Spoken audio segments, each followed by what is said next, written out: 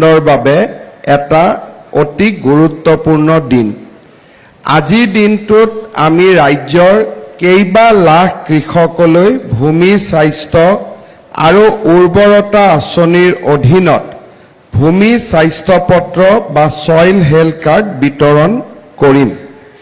ইয়াৰ লগে লগে submission on agriculture মেকানাইজেশ্যনৰ অধীনত বহু কৃষকলৈ আমি কৃষিৰ যান্ত্ৰিকৰণৰ বাবে বিভিন্ন মেকানাইজেশ্যনৰ বাবে প্ৰয়োজনীয় সা-সঁজুলি যোগান ধৰিম। প্ৰধানমন্ত্ৰী নৰেন্দ্ৰ মোদী ডাঙৰীয়াই ভূমি উৰ্বৰতা গুণ নিৰ্ধাৰণৰ কাৰণে সইল হেল্থ কাৰ্যসূচী 2015 চনত আৰম্ভ কৰিছিল। এই বছৰত আমি 10 লাখ ভূমি স্বাস্থ্য পত্ৰ জাৰি কৰিম। 4 লাখ ভূমি পত্ৰ ইতিমধ্যে প্ৰস্তুত কৰা হৈছে। ৰাজ্যত কৃষি ভূমিৰ উৰ্বৰতা প্ৰশিক্ষণৰ বাবেও আমি নিৰ্মাণ কৰা পৰীক্ষাগাৰ পূৰ্বৰ 5টাৰ পৰা 26টালৈ বৃদ্ধি পাইছে। আমাৰ এই প্ৰচেষ্টাক কেন্দ্ৰীয় চৰকাৰেও বিশেষভাৱে স্বীকৃতি দিছে। ঠিক সেইধৰণে কৃষিৰ যান্ত্ৰিকৰণৰ বাবেও 816টা গ্ৰাম্য পৰ্যায়ৰ কৃষি যন্ত্ৰপাতি বেংক স্থাপনৰ বাবে আমি আগবাঢ়িছোঁ, য'ত ভাৰত চৰকাৰে 9.5 লাখ টকাকৈ অৰ্থাৎ 95% ৰাজসাহায্য প্ৰদান কৰে। আগতে ৰাজ্যত 80টা এনে কৃষি যন্ত্ৰপাতিৰ বেংক স্থাপন কৰা হৈছিল। বৰ্তমান ই 816টালৈ বৃদ্ধি পাইছে। ইয়াৰ লগে লগে আজি আমি সমগ্ৰ অসমতে 96টা কৃষি জ্ঞান কেন্দ্ৰ আৰু এপাৰ্ট আঁচনিৰ অধীনত 93টা কৃষি উন্নয়ন বিষয়াৰ কাৰ্যালয়ো আমি ইয়াতে আনুষ্ঠানিকভাৱে উদ্বোধন কৰিম। আজিৰ দিনটো আমাৰ বাবে এটা অতি আনন্দৰ দিন। আপোনালোকে জানে যে ৰাজ্যত যেতিয়াৰ পৰাই আমি ধান ক্ৰয় কৰাৰ অভিযান আৰম্ভ কৰিছিলোঁ, ৰাজ্যৰ কৃষিত বা কৃষি খণ্ডখনত এটা নতুন উৎসাহ আৰু উদ্দীপনা দেখা গৈছিলে।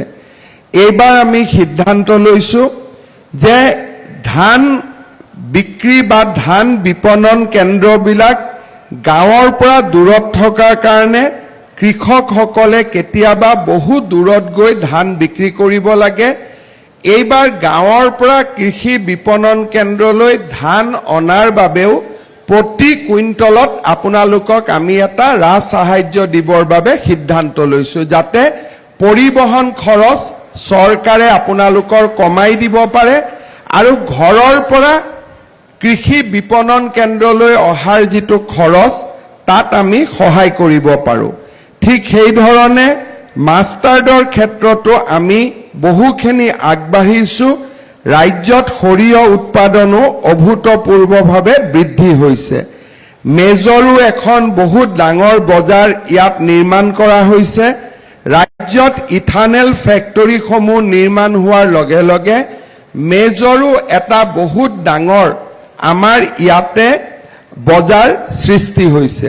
ইয়াৰ উপৰিও ৰাজ্যত আমি CBG গেছ অৰ্থাৎ বায়'ফুৱেল নিৰ্মাণ কৰাৰ বাবে অইল ইণ্ডিয়া, ৰিলায়েন্স আদি ডাঙৰ ডাঙৰ কোম্পানীসমূহৰ লগত কাম কৰিছোঁ, যাৰ ফলত বহুত কৃষিজাতীয় সামগ্ৰীক আমি তেললৈ ৰূপান্তৰ কৰাৰ বাবে এটা সুন্দৰ প্ৰক্ৰিয়াত আমি আগবাঢ়ি যাব পাৰিম।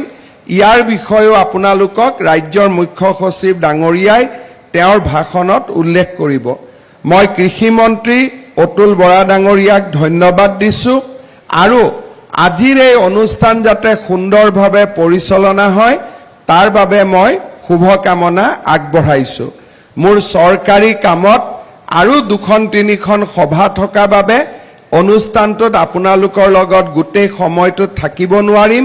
কৃষিমন্ত্ৰী অতুল বৰা ডাঙৰীয়াই ইয়াৰ পিছৰ কাৰ্যসূচীখিনি সুন্দৰভাৱে পৰিচালনা কৰিব।